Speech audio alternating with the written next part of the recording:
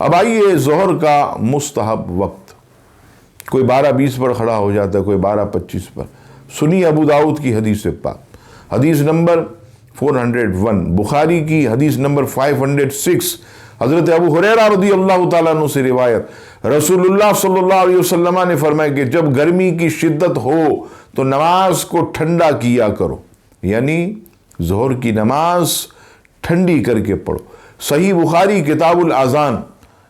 اور مسلم شریف باب الاستحباب الابرار بالظہر، volume 1 page number 430، حضرت ابو ذر غفاری رضی اللہ تعالیٰ عنہ سے روایت کہ انہوں نے کہا کہ ہم رسول اللہ صلی اللہ علیہ وسلم کے ہمراہ سفر میں تھے، مؤذن نے اذان دینے کا ارادہ کیا تو آپ علیہ السلام نے فرمایا ٹھنڈا کرو، یعنی وقت کو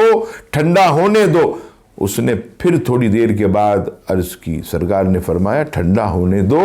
یہاں تک کہ سایہ ٹیلوں کے برابر ہو گیا، تو آپ علیہ السلام نے فرمایا کہ گرمی کی شدت جہنم کے جوش سے ہوتی ہے، لہذا پتہ چلا کہ ظہر کی نماز کو ٹھنڈا کر کے پڑھا جائے۔